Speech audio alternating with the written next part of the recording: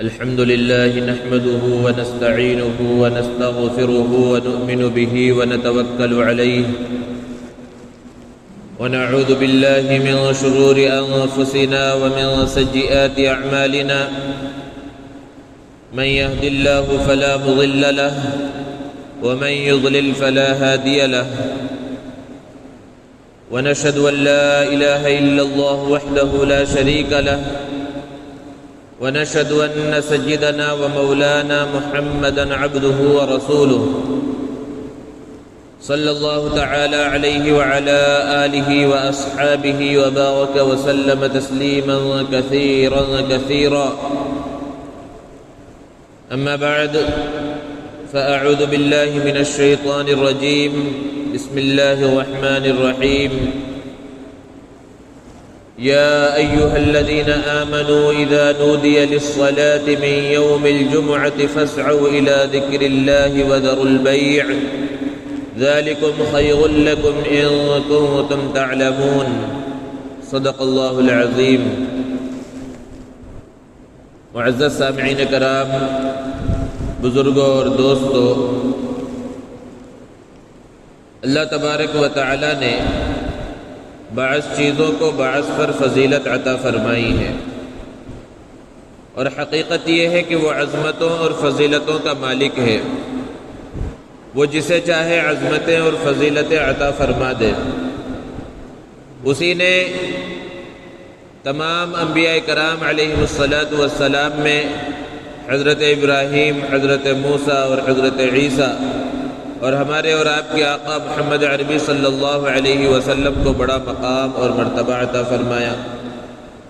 اسی نے بہت ساری کتابوں میں 4 کتابوں توریت، انجیل، زبور اور قرآن مجید کو اعلیٰ مقام اور مرتبہ عطا فرمایا. اسی نے بے شمار صحابہ کرام میں حضرت ابوبکر صدیق، حضرت عمر فاروق، حضرت عثمان غنی، حضرت علی مرتضیٰ رضوان اللہ تعالی علیہم اجمعین کو بڑا مقام اور مرتبہ عطا فرمایا. اسی نے تمام دنوں میں 4 دن عید الفطر، عید الاضحیٰ، یوم جمعہ اور یوم عرفہ کو عظمت اور فضیلت عطا فرمائی.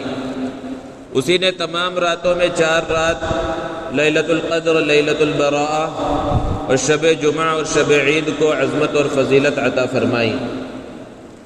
اور پھر ان کے درمیان بھی عظمت اور فضیلت کو رکھا کہ تمام انبیاء کرام میں سب سے اعلیٰ مقام اور مرتبہ ہمارے اور آپ کے آقا محمد عربی صلی اللہ علیہ وسلم کا ہے. 4 کتابوں میں سب سے بڑا مقام و مرتبہ قرآن مجید کا ہے. اور پھر تمام صحابہ میں سب سے اعلیٰ مقام و مرتبہ سیدنا ابوبکر صدیق رضی اللہ تعالی عنہ کا ہے. اسی طرح تمام دنوں میں سب سے افضل دن وہ جمعہ کا دن ہے. جمعہ کے دن کو اللہ رب العزت نے عظمت اور فضیلت عطا فرمائی ہے، اور اس کی عظمت اور فضیلت پہلے سے طے شدہ تھی. نبی کریم صلی اللہ علیہ وسلم نے فرمایا کہ اللہ تبارک و تعالی نے قوموں کا امتحان لیا. ان سے کہا کہ ایک دن جو ہمارے علم کے اعتبار سے متعین ہے، تم ہفتے میں ایک خاص دن اپنے عبادت کا متعین کر لو. یہودیوں نے ہفتے کا دن متعین کیا، ان کے لیے اسی دن کو مقرر کر دیا گیا اور ان سے کہا گیا کہ اس دن کی عظمت کا خیال رکھو. عیسائیوں نے اتوار کے دن کو متعین کیا، ان کے لیے وہی دن متعین کر دیا گیا. ہمارے اور آپ کے آقا محمد عربی صلی اللہ علیہ وسلم نے جمعہ کا دن متعین فرمایا 7 دنوں میں سب سے افضل دن کے طور پر. اور یہ پہلے سے طے شدہ اس اعتبار سے تھا کہ اللہ کے رسول صلی اللہ علیہ وسلم نے خود بیان فرمایا کہ اس جمعہ کے دن کو عظمت اور فضیلت کیوں ملی. پیارے آقا صلی اللہ علیہ وسلم نے فرمایا کہ خیر یوم طلعت علیہ الشمس یوم الجمعہ، کہ جن دنوں میں سورج نکلتا ہے ان میں سب سے بہتر دن وہ جمعہ کا دن ہے. اور کیوں یہ بہتر دن ہے، اس کی وجوہات کو پیارے آقا صلی اللہ علیہ وسلم نے بیان فرمایا. فیہ خلق آدم، اسی دن حضرت آدم علیہ السلام کو پیدا کیا گیا. وفیہ ادخل الجنہ، اسی دن انہیں جنت میں داخل کیا گیا. وَفِيهِ أُخْرِجَ مِنْهَا، اور اسی دن انہیں جنت سے نکالا گیا۔ اور آگے بیان فرمایا کہ قیامت وہ جمعہ کے دن ہی قائم ہوگی۔ حضرت آدم علیہ السلام کا جنت میں داخل ہونا یہ تو عظمت اور فضیلت والی چیز معلوم ہوتی ہے، لیکن جمعہ کی فضیلت کو بیان کرتے ہوئے یہ کہنا کہ اسی دن انہیں جنت سے نکالا گیا، تو بظاہر جنت سے نکالے جانے کے اندر کوئی عظمت معلوم نہیں ہوتی، کوئی فضیلت معلوم نہیں ہوتی، لیکن حقیقت میں اس کے اندر بھی بہت بڑی عظمت اور فضیلت ہے، کیونکہ حضرت آدم علیہ السلام کو ہمیشہ جنت کے اندر رکھنا مقصود تھا ہی نہیں۔ اگر انہیں جنت سے نہ نکالا جاتا تو حق اور باطل کا معرکہ کیسے ہوتا، شہادت کا اعلیٰ مقام و مرتبہ کسی کو کیسے حاصل ہوتا، اور ہمیں اور آپ کو پیارے آقا محمد عربی صلی اللہ علیہ وسلم کی امت میں پیدا ہونا کیسے نصیب ہوتا، پھر نبوت کا مقام و مرتبہ کیسے ملتا کسی کو، ولایت کا مقام و مرتبہ کیسے ملتا، قرآن کا نزول کیسے ہوتا، کوئی نبی اور ولی کیسے بنتا۔ تو حضرت آدم علیہ السلام کو جب دنیا کے اندر بھیجا گیا تو انسان نبوت کے اعلیٰ مقام پر بھی پہنچا، ولایت کے مقام پر بھی پہنچا، اور پھر قرآن مجید کا نزول بھی ہوا، اور پھر اس کے بعد ہم کو اور آپ کو محمد عربی صلی اللہ علیہ وسلم کی امت میں پیدا ہونا نصیب بھی ہوا۔ تو اس اعتبار سے حضرت آدم علیہ السلام کا جنت سے نکالا جانا وہ بھی عظمت اور فضیلت کی چیز ہے۔ دوستو، یہ جو زمین ہے اس کے اندر ہر چیز کا خزانہ ہے، گویا کہ گودام ہے، اسی سے غلہ نکل رہا ہے، اسی سے پانی نکل رہا ہے، ہماری ساری ضروریات اسی زمین سے پوری ہوتی ہیں۔ اللہ رب العزت نے آسمان و زمین کو جو پیدا فرمایا اس کے بارے میں کہ 6 دنوں میں اللہ تبارک و تعالیٰ نے اس کو پیدا فرمایا۔ اتوار سے بننے کا آغاز ہوا، اور ہم جو 6 دن بولتے ہیں اللہ رب العزت کے نظروں میں ایک دن، وہاں کا جو ایک دن ہے 1000 سال کے برابر ہے۔ تو اتوار سے اس کائنات کو اللہ رب العزت نے بنانا شروع کیا، اور جمعہ کے دن اس کا اختتام ہوا، یعنی زمین کے بننے کا اختتام جمعہ کے دن ہوا، اور جمعہ کے دن کی آخری ساعتوں میں حضرت آدم علیہ السلام کو بنایا گیا۔ حضرت آدم علیہ السلام کی خصوصیت یہ ہے، یعنی انسان کی خصوصیت یہ ہے کہ اسے مٹی سے بنایا گیا ہے، اور مٹی کون سی لی گئی؟ پیارے آقا صلی اللہ علیہ وسلم نے بیان فرمایا کہ جب زمین بن کر تیار ہو گئی تو زمین کے الگ الگ حصوں سے اس مٹی کو لیا گیا جس مٹی سے حضرت آدم علیہ السلام کا پتلا بنایا گیا۔ تو زمین کے سارے حصوں سے مٹی لی گئی، اور پھر اس کے بعد حضرت آدم علیہ السلام کا پتلا بنایا گیا، اور پھر اس کے اندر روح پھونکی گئی۔ وہ جمعہ کے دن کی آخری ساعتیں تھیں۔ تو یہ جمعہ کے دن کی عظمت اور فضیلت کی ایک بڑی وجہ ہے، اور پھر جب قیامت قائم ہوگی وہ بھی جمعہ کے دن ہی قائم ہوگی۔ اور جمعہ کے دن کی اس سے بڑھ کر فضیلت اور کیا ہوگی کہ پوری ایک سورت اللہ رب العزت نے سورہ جمعہ کے نام سے نازل فرمائی، جس کے اندر اللہ رب العزت نے بیان فرمایا، یا ایھا الذین آمنوا، اے وہ لوگوں جو ایمان لائے ہو، اذا نودی للصلاۃ من یوم الجمعۃ فاسعوا الی ذکر اللہ، کہ ایمان والو جب جمعہ کے لیے پکارا جائے، جمعہ کی اذان دی جائے تو اللہ کے ذکر کی طرف دوڑو، یعنی جمعہ کی نماز کی تیاری کرو، جمعہ کی تیاری کے اندر لگ جاؤ۔ جمعہ کے دن 2 اذانیں ہوتی ہیں اس وقت، ایک پہلے اذان ہوتی ہے جو ابھی ہو چکی، اور ایک اذان ابھی عربی خطبے سے پہلے ہوگی۔ اللہ کے رسول صلی اللہ علیہ وسلم کے زمانے میں ایک ہی اذان ہوتی تھی، اور وہ اذان خطبے سے پہلے ہوتی تھی۔ حضرت ابوبکر صدیق رضی اللہ تعالی عنہ کے زمانے میں بھی وہی ایک اذان ہوتی تھی۔ حضرت عمر فاروق رضی اللہ تعالی عنہ کے دور خلافت میں بھی وہی ایک اذان خطبے سے پہلے ہوتی تھی۔ لیکن حضرت عثمان غنی رضی اللہ تعالی عنہ کا جب دور خلافت آیا تو مسلمانوں کی تعداد بہت زیادہ بڑھ گئی، اور مسلمان بہت زیادہ ہو گئے، تو حضرت عثمان غنی رضی اللہ تعالی عنہ نے صحابہ کرام رضوان اللہ تعالی علیہ مجمعین کے مشورے سے ایک اور اذان کو متعین فرمایا، وہ پیارے آقا صلی اللہ علیہ وسلم نے ارشاد فرمایا علیکم بسنتی و سنت الخلفاء الراشدین، کہ تمہیں میری سنت پر بھی عمل کرنا ہے اور میرے خلفاء راشدین کی سنت پر بھی عمل کرنا ہے۔ حضرت عثمان غنی رضی اللہ تعالی عنہ نے اس اذان کی ضرورت کو محسوس کیا۔ کیوں محسوس کیا؟ کیونکہ قرآن کا حکم کیا ہے کہ جب نماز کے لیے پکارا جائے، یعنی جمعے کی نماز کی اذان دی جائے، تب تم جمعے کی تیاری کرو۔ اگر چھوٹا سا مجمع ہو، مسجد کے آس پاس صرف آبادی ہو اور اذان ہونا شروع ہو، وہ فوراً گھروں سے نکلے مسجد میں پہنچ جائیں گے۔ لیکن اگر آبادی دور دور تک پھیل جائے، جیسے کہ فتوحات کا دور ہوا، بڑے بڑے گھر بنے، بڑے بڑی عمارتیں بنی، لوگ دور دور جا کر آباد ہوئے، مسجد نبوی سے بہت دور مسلمانوں کے گھر بننے لگے۔ اب اگر خطبے سے پہلے اذان ہونا شروع ہو اور انہیں اس وقت پتہ چلے کہ اذان ہو رہی ہو اور پھر وہ اپنے گھروں سے تیار ہو کر روانہ ہو، تو جب تک پہنچیں گے خطبہ ہی ختم ہو جائے گا۔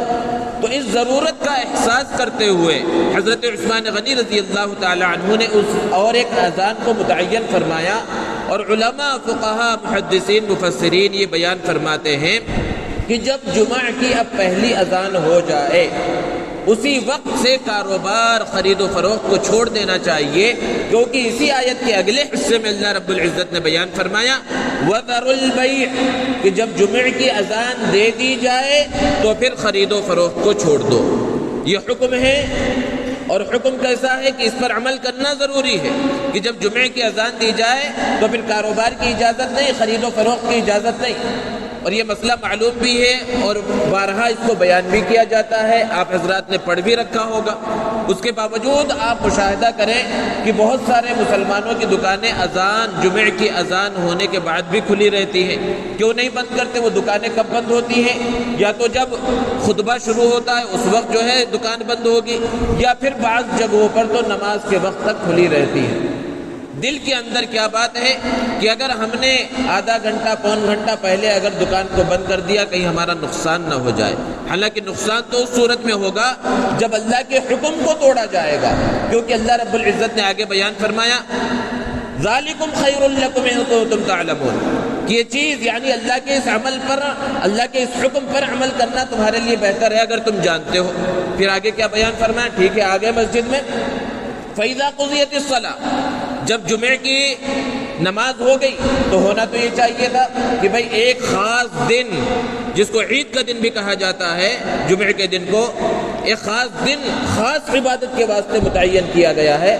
اب آ گئے ہو، اب عصر تک مسجد میں بیٹھے رہنا، آج اللہ اللہ کرتے رہنا، اب گھروں کو نہیں جانا۔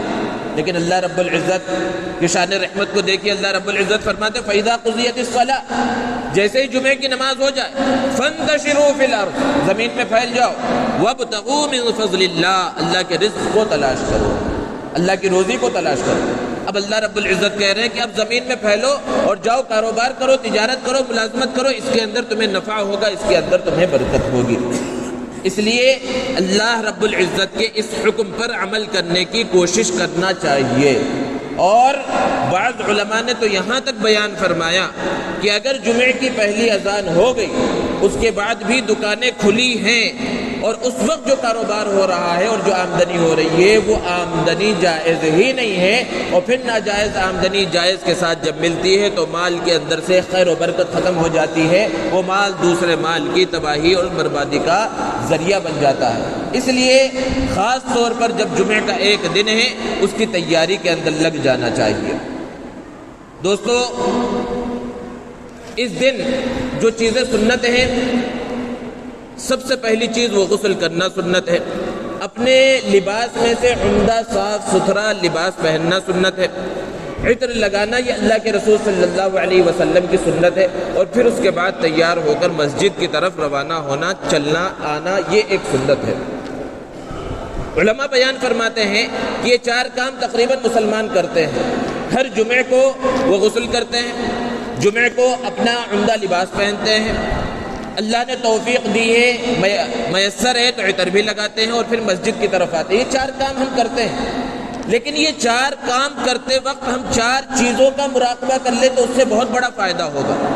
جب ہم جمعہ کے دن غسل کرنے لگے، پانی نہانے لگے، تو یہ سوچے آج اللہ نے ہمارے ہاتھوں میں قوت طاقت دی ہے، آج ہم خود اپنے ہاتھوں سے نہا رہے ہیں، لیکن ایک دن ایسا آئے گا کہ ہمارے ہاتھ نہیں اٹھ سکیں گے، ہمیں کوئی دوسرا نہلائے گا، ہم خود نہیں نہا پائیں گے، ہمیں نہلایا جائے گا۔ اور پھر جب لباس پہن رہے ہو اپنا عمدہ لباس، تو اس وقت یہ خیال کرے، یہ سوچے آج ہم اپنے ہاتھوں سے لباس پہن رہے ہیں، لیکن ایک دن وہ آنے والا ہے، اور اس پر ہر ایک کا یقین ہے، کسی کو شک کی گنجائش نہیں ہے۔ ایک دن وہ آنے والا ہے کہ ہم خود اپنے ہاتھوں سے لباس نہیں پہن سکیں گے، ہمیں نیا صاف ستھرا سفید لباس پہنایا جائے گا اور دوسرے پہنائیں گے۔ عطر لگانے لگے، خوشبو لگانے لگے، تو یہ سوچے آج ہم اپنے ہاتھوں سے عطر لگا رہے ہیں، آج ہم اپنے ہاتھوں سے اللہ کے رسول صلی اللہ علیہ وسلم کی سنت کو پورا کر رہے ہیں، خوشبو لگا رہے ہیں، اور ایک دن وہ آئے گا کہ ہمارے لباس کے اوپر خوشبو کو چھڑکا جائے گا، خوشبو لگائی جائے گی، ہم خود نہیں لگا سکیں گے۔ اور جب مسجد کی طرف ہمارے قدم چل رہے ہوں تو اس وقت یہ مراقبہ کر لے، یہ سوچ لے، دل کے اندر اس بات کو لے کر آئیں کہ آج ہم خود اپنے قدموں سے مسجد کی طرف چل کر جا رہے ہیں، لیکن ایک دن وہ آئے گا کہ ہمیں مسجد کی طرف یا جنازہ گاہ کی طرف لوگ اپنے کندھوں پر اٹھا کر لے کر جائیں گے، ہم خود نہیں جا سکیں گے۔ اس سے فائدہ کیا ہوگا کہ ایک دن 8 دنوں کے اندر ہفتے میں ایک مرتبہ جب آدمی اس کا مراقبہ کرے گا، کام تو کرنا ہی ہے، لیکن اس کا جب مراقبہ ہو جائے، اس کی جب فکر پیدا ہو جائے، اس کی سوچ پیدا ہو جائے، تو کیا ہوگا؟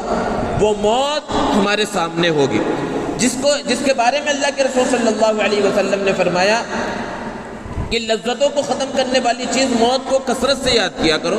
اور موت کو یاد کرنے کا حکم کیوں دیا؟ اس لیے نہیں دیا کہ اس سے ڈر جاؤ، اس سے بھاگنے لگو، بلکہ اس کے بعد جو آنے والی اصل زندگی ہے تاکہ وہ تمہاری نظروں کے سامنے رہے۔ تو جب موت کا خیال ہوگا تو پھر انسان بڑے بڑے گناہوں سے بچے گا۔ اور علماء بیان فرماتے ہیں کہ گناہ تو بہت سارے ہیں اور ہر انسان بہت سارے گناہوں میں مبتلا بھی ہوتا ہے، لیکن 2 گناہ ایسے ہیں جو عادت بن چکے ہیں۔ عادت کا چھوٹنا بہت مشکل ہوتا ہے، جو چیز عادت نہ ہو اس کا چھوٹنا آسان ہوتا ہے، لیکن جو چیز عادت بن جائے اس کا چھوٹنا مشکل ہوتا ہے۔ لیکن جب یہ مراقبہ ہوگا، بار بار موت نظروں کے سامنے ہوگی اور وہ موت کی تیاری، موت کے بعد آنے والے حالات کی تیاری کا خیال ہوگا، تو وہ جو گناہ عادت بن گئے ہیں اس کا چھوٹنا بھی آسان ہو جائے گا۔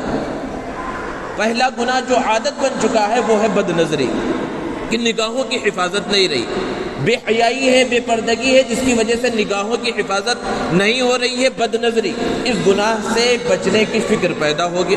اور دوسرا گناہ جو ہماری عادت بن چکا ہے غیبت، جس مجلس کے اندر ہم بیٹھے، تھوڑی دیر کے واسطے کہیں کھڑے ہوئے چند لوگوں کے ساتھ، تو اب کسی تیسرے اور چوتھے آدمی کی برائی بیان کرنا شروع کر دیتے ہیں، یہ ہماری عادت بن چکی ہے، اور یہ بہت بڑا گناہ ہے۔ جیسے شراب پینا گناہ ہے، جوا کھیلنا گناہ ہے، زنا کرنا گناہ ہے، ایسے ہی غیبت کرنا بھی گناہ ہے۔ اللہ رب العزت ہماری اس سے حفاظت فرمائے۔ تو ایسے گناہ جو ہماری عادت بن چکے ہیں، اس مراقبے کی وجہ سے انشاءاللہ ان گناہوں سے ہمیں بچنے کی توفیق ملے گی۔ تو بہرحال جب تیار ہو کر انسان مسجد میں پہنچ گیا، اللہ کے رسول صلی اللہ علیہ وسلم نے بیان فرمایا، جمعہ کی نماز کی، جمعہ کے دن کی فضیلت کو بیان فرماتے ہوئے کہ جو انسان جمعہ کے دن غسل کرتا ہے، اچھے کپڑے پہنتا ہے، عطر لگاتا ہے اور پھر مسجد میں آتا ہے اور مسجد میں لوگوں کو تکلیف نہیں پہنچاتا، مطلب لوگوں کو تکلیف پہنچانے کا مطلب کیا ہے کہ لوگوں کی گردنوں کو پھلانگ کر آگے نہیں بڑھتا۔ لوگوں کی گردنوں کو پھلانگنے کی ضرورت کب پیش آتی ہے کہ جب پہلے جو لوگ آ گئے ہیں انہوں نے آگے کے حصوں میں صفیں چھوڑ دی ہیں، آگے کے حصے میں جگہ چھوڑ دی ہے، تو پھر مجبوراً جو بعد میں آئیں گے انہیں گردنوں کو پھلانگنے کی ضرورت پڑے گی۔ حالانکہ اللہ کے رسول صلی اللہ علیہ وسلم نے اس سے منع فرمایا کہ کسی کی گردن کو پھلانگ کر آگے بڑھنا یہ درست نہیں ہے، لیکن جو بعد میں آ رہے وہ مجبور ہیں۔ کیوں مجبور ہیں؟ کیونکہ جو پہلے آ گئے حالانکہ انہیں بڑی فضیلت حاصل ہو گئی، اس کے باوجود بھی وہ پیچھے بیٹھ گئے اور اگلی صفوں کے جو ثواب ہے اس ثواب سے محروم ہو گئے۔ اللہ کے رسول صلی اللہ علیہ وسلم نے بیان فرمایا کہ اللہ تعالیٰ اور اس کے فرشتے پہلی صف والوں پر رحمت بھیجتے ہیں، تو پہلے آنے کے باوجود پیچھے بیٹھ گئے، تو بعد میں جب آئیں گے اور پیچھے جگہ خالی نہیں رہے گی تو اللہ کے رسول صلی اللہ علیہ وسلم کے اس حکم کو توڑنے والے بنیں گے۔ لیکن اس کا سبب کون بنے؟ اس کا سبب وہی بنے ہیں جو پہلے آ چکے تھے اور انہوں نے پیچھے صفیں بنا دی تھی، آگے کے حصے میں جگہ چھوڑ دی تھی، تو بعد میں جو آئے وہ ان کو آگے مجبوراً آنا پڑا۔ تو اللہ کے رسول صلی اللہ علیہ وسلم نے فرمایا کہ مسجد میں آئے اور کسی کو تکلیف نہ پہنچائے، تو پھر ایک جمعے سے لے کر دوسرے جمعے تک انسان کے جتنے گناہ ہوتے ہیں اللہ رب العزت اسے معاف فرما دے گا۔ یہ عظمت اور فضیلت ہے۔ اس سے مراد صغیرہ گناہ ہے، کیونکہ کبیرہ گناہ اللہ رب العزت توبہ سے معاف فرماتے ہیں۔ تو جمعہ کے دن کی اللہ کے رسول صلی اللہ علیہ وسلم نے بڑی عظمت اور فضیلت بیان فرمائی۔ جس طرح جمعہ کے دن کی عظمت اور فضیلت ہے، اسی طرح یہ جمعہ کے دن کا جو اجتماع ہوتا ہے یہ کیوں ہے؟ اللہ رب العزت نے ہفتے میں ایک دن کیوں متعین فرمایا؟ اس کی سب سے بڑی وجہ ہے تاکہ اجتماعیت کا پتہ چلے۔ اجتماعیت، ایک ساتھ جمع ہونا۔ مسلمانوں کی ہر عبادت کے اندر اجتماعیت آپ کو نظر آئے گی۔ عام نمازوں کے اندر اجتماعیت ہے کہ الگ الگ قبیلے والے، الگ الگ خاندان والے، الگ الگ رنگ والے، الگ الگ کاروبار کرنے والے، الگ الگ ملازمتیں کرنے والے سب ایک صف میں آ کر کھڑے ہوتے ہیں۔ حج کو دیکھیے کتنا بڑا اجتماع ہوتا ہے، اور وہاں پر ہر ملک کے، ہر علاقے کے لوگ ایک جگہ کے اوپر جمع ہوتے ہیں۔ غرض یہ کہ ہر عبادت کے اندر اجتماعیت پائی جاتی ہے، اور ہفتے میں ایک دن، 8 دن کے اندر ایک دن اس کو دکھلایا جاتا ہے بڑے انداز میں۔ جبکہ دوسرے مذاہب کو دیکھیے، اور خاص طور پر ہمارے برادران وطن کو دیکھیے، ان کی مذہبی کتاب جسے وید کہا جاتا ہے، ان کی 4 وید ہے جو بڑی مشہور ہے۔ تو جو وید ان کی مذہبی کتاب ہے، بہت سے برادران وطن جن کا آپ سے تعلق ہوگا، آپ کا ان سے تعلق ہوگا، آپ اگر ان سے معلوم کریں کہ آپ کی مذہبی کتاب کا نام کیا ہے، تو بہت سے تو وہ ہوں گے جن کو ان کی اصل مذہبی کتاب کا نام بھی پتہ نہیں۔ 4 وید ہیں، 4 ویدوں کے نام کیا ہے وہ بھی پتہ نہیں۔ اور ایک بہت بڑا طبقہ ہمارے برادران وطن کا، ہندوؤں کا ایسا ہوگا جنہوں نے اس ویدوں کو پڑھنا تو دور کی بات ہے، اپنی زندگی کے اندر، اپنی زندگی کے اندر انہوں نے ان ویدوں کو، ان کتابوں کو اپنی نگاہوں سے دیکھا بھی نہیں ہوگا۔ اور اگر کوئی چھوٹی ذات والا، چھوٹے مرتبے والا اس کتاب کو دیکھ لے اور اس سے آگے بڑھ کر اگر اس پر ہاتھ لگا دے، بے شمار واقعات پڑے ہوئے ہیں کہ ان کو سخت ترین سزائیں دی گئی ہیں۔ جبکہ اسلام کا معاملہ کیا ہے؟ اللہ کے رسول صلی اللہ علیہ وسلم دنیا میں تشریف لائے، اس اونچ نیچ کو ختم کر دیا۔ اس کے باوجود قبیلے ہیں، خاندان ہیں، الگ الگ ہیں۔ کیوں ہیں؟ اللہ رب العزت نے بیان فرمایا کہ یہ قبیلے جو ہم نے بنائے، یہ الگ الگ خاندان، الگ الگ نسلیں بنائی ہیں تاکہ آپس میں ایک دوسرے کا تعارف ہو سکے۔ تعارف کے واسطے سب کا نام عبداللہ ہو تو کیسے معلوم ہوگا بھائی کون سا عبداللہ ہے؟ اس لیے الگ الگ جو ہے نام ہوتے ہیں، الگ الگ قبیلے، الگ الگ خاندان ہیں۔ کسی پر کوئی فضیلت نہیں ہے۔ فضیلت کس کو ہے؟ ان اکرمکم عند اللہ اتقاکم، کہ سب سے بڑا فضیلت والا وہ ہے جو سب سے بڑا متقی ہے۔ تو مسجد کے اندر کسی کی جگہ متعین نہیں ہے کہ صدر صاحب یہاں بیٹھیں گے، فلاں صاحب یہاں بیٹھیں گے، کوئی وزیر اعظم آئے گا اس کے لیے یہ جگہ ہے۔ یہ اجتماعیت ہے، یہ عدل ہے، یہ مساوات ہے کہ کوئی سا بھی بڑے سے بڑا آدمی ہو، دنیاوی اعتبار سے، دین کے اعتبار سے یا دنیا کے اعتبار سے، لوگ جسے چھوٹا سمجھتے ہیں ضروری نہیں کہ وہ اللہ کی نظر میں بھی چھوٹا ہو۔ جس پیشے کو لوگ چھوٹا سمجھتے ہیں اس پیشے کا اختیار کرنے والا بھی مسجد میں آ جائے، سب ایک ساتھ بیٹھیں گے، کسی کو کوئی پتہ نہیں چلے گا۔ اسی کو شاعر نے بڑے پیارے انداز میں کہا ہے کہ ایک صف میں کھڑے ہو گئے محمود و ایاز، نہ کوئی بندہ رہا اور نہ کوئی بندہ رواز۔ تو یہ اجتماعیت کی شان یہ جمعے کے اندر پائی جاتی ہے، جمعے کے اجتماع میں پائی جاتی ہے۔ اور اس جمعے کے اجتماع میں حاضر ہونا یہ اختیاری نہیں ہے کہ بھئی دل چاہا تو آ گئے اور دل نہیں چاہا تو نہیں آئے۔ اس اجتماع کے اندر حاضری لازمی اور ضروری ہے، جمعے کے اندر حاضر ہونا لازمی اور ضروری ہے۔ یوں تو ہر نماز کا پڑھنا لازم اور ضروری ہے، لیکن جمعے کی نماز کی اور زیادہ فضیلت ہے۔ اللہ کے رسول صلی اللہ علیہ وسلم نے اس لیے وعید بھی بیان فرمائی کہ جو شخص بغیر کسی عذر کے، اللہ کے رسول صلی اللہ علیہ وسلم نے لوگوں کی ضرورتوں کا خیال رکھا کہ کبھی کوئی مجبوری آ گئی، کوئی عذر آ گیا تو پھر اس کے لیے یہ وعید نہیں ہے۔ بغیر کسی عذر کے جمعے کی نماز کو چھوڑ دیا، جمعے کی نماز نہیں پڑھی، تو ایسے کتاب میں اسے منافق لکھ دیا جاتا ہے جس کتاب کو نہ تو مٹایا جائے گا نہ تبدیل کیا جائے گا، یعنی انسان کے نام اعمال میں اور لوح محفوظ میں اسے منافق لکھ دیا جاتا ہے۔ اور اللہ کے رسول صلی اللہ علیہ وسلم نے بیان فرمایا کہ جو جمعہ کی نماز چھوڑنے کا عادی بن جائے، مسلسل 3 جمعہ کو چھوڑ دے بغیر کسی عذر کے، اللہ رب العزت اس کے دل کے اوپر مہر لگا دیتے ہیں۔ سب سے بڑی سزا یہ ہے دل کے اوپر مہر کا لگ جانا ہے۔ یہ دل بہت قیمتی چیز ہے، اس دل کے اندر اللہ کے یاد کو بسانا چاہیے، لیکن جب دل کے اوپر مہر لگ جاتی ہے، قرآن مجید کی تلاوت کی جاتی ہے کوئی اثر نہیں ہوتا، احادیث پڑھی جاتی ہے کوئی اثر نہیں ہوتا، جنت کے مناظر کا تذکرہ ہوتا ہے لیکن اس کو حاصل کرنے کا شوق پیدا نہیں ہوتا، جہنم کی خطرناک سزائیں سنائی جاتی ہے لیکن اس سے بچنے کا جذبہ پیدا نہیں ہوتا، کیونکہ دل کے اوپر مہر لگ چکا ہے۔ بہت بڑا طبقہ مسلمانوں کا ایسا ہے، مزدوروں کا ایسا طبقہ ہے کہ وہ کام کے اندر لگے ہوئے ہیں، تجارت کے اندر لگے ہوئے ہیں، اور جمعہ کے دن کا خیال نہیں ہے، وہ مسلمان ہیں۔ بہت بڑا طبقہ ایسا ہے کہ جمعہ کی نماز تک کے واسطے نہیں آ رہے ہیں۔ اللہ رب العزت ہماری اس سے حفاظت فرمائے۔ اللہ کے رسول صلی اللہ علیہ وسلم رحمت للعالمین ہیں، کتنے رحیم ہیں اللہ کے رسول صلی اللہ علیہ وسلم۔ اس کے باوجود ایک مرتبہ فرمایا کہ میرا دل چاہتا ہے کہ میں لوگوں کے علاقوں میں جاؤں اور جو لوگ جمعہ کے واسطے حاضر نہیں ہوئے ہیں ان کے گھروں کو آگ لگا دوں۔ اتنے سخت انداز میں اللہ کے رسول صلی اللہ علیہ وسلم نے وعید بیان فرمائی ہے۔ بہرحال جب جمعہ کا اجتماع ہوتا ہے اور لوگ مسجد میں آتے ہیں، جب جمعہ کی پہلی اذان ہوتی ہے، اللہ کے رسول صلی اللہ علیہ وسلم نے بیان فرمایا کہ جمعہ کی اذان ہوتے وقت مسجد کے دروازوں پر فرشتے رجسٹر لے کر کھڑے ہو جاتے ہیں، اور جو پہلے مرحلے میں یعنی اذان کے فوراً بعد جو لوگ آنے والے ہوتے ہیں ان کے نام لکھے جاتے ہیں، ان کے نام اونٹ کی قربانی کا ثواب لکھا جاتا ہے۔ دوسرے مرحلے میں جو لوگ آتے ہیں گائے کی قربانی کا ثواب ان کے نام لکھا جاتا ہے۔ تیسرے مرحلے میں جو لوگ آتے ہیں بکرے کی قربانی کا ثواب ان کے نام لکھا جاتا ہے۔ چوتھے مرحلے میں جو لوگ اس کے بعد آتے ہیں ان کے نام مرغی صدقہ کرنے کا ثواب لکھا جاتا ہے۔ پھر اس کے بعد جو مجمع آتا ہے ایک انڈا، انڈے کی قیمت ہی کیا ہے، ایک انڈا صدقہ کرنے کا ثواب لکھا جاتا ہے، اور یہ سلسلہ چلتا رہتا ہے یہاں تک کہ جب خطبہ شروع ہو جاتا ہے۔ اللہ کے رسول صلی اللہ علیہ وسلم نے فرمایا کہ جب عربی خطبہ شروع ہو جاتا ہے وہ فرشتے رجسٹر بند کر دیتے ہیں اور وہ بھی خطبہ سننے میں لگ جاتے ہیں۔ اس کے بعد جو آتے ہیں انہیں کوئی فضیلت حاصل نہیں، حالانکہ جمعے کے دن کی بہت فضیلت ہے۔ خطبہ شروع ہونے کے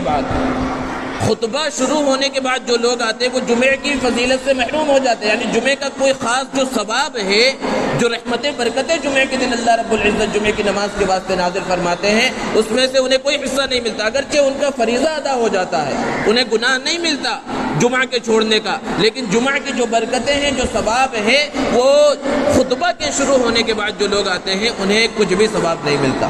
اور پھر جب خطبہ شروع ہو جاتا ہے اللہ کے رسول صلی اللہ علیہ وسلم نے فرمایا اذا خرج الامام فلا صلاۃ ولا کلام، کہ جب امام خطبہ دینے کے واسطے ممبر کے اوپر چڑھ جائے تو پھر اب نہ نماز پڑھنا ہے اور نہ بات چیت کرنا ہے۔ عام دنوں میں ظہر کی نماز ہم پڑھتے ہیں وہ 4 رکعت ہے، لیکن جمعہ کے دن جو نماز فرض ادا کی جاتی ہے وہ 2 ہی رکعت ہے، حالانکہ اس کا ثواب زیادہ ہے۔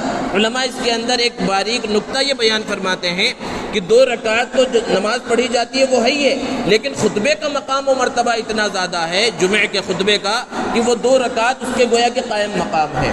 اس لیے جب خطبہ شروع ہو جائے تو اس کو بہت غور سے سننا چاہیے۔ اللہ کے رسول صلی اللہ علیہ وسلم نے بیان فرمایا کہ جب خطبہ شروع ہو جائے تو نماز نہیں، نماز جو اہم العبادت ہے، سب سے بڑی عبادت ہے، جب اس سے منع کر دیا گیا تو اس کے علاوہ کسی اور کام کی اجازت نہیں ہوگی۔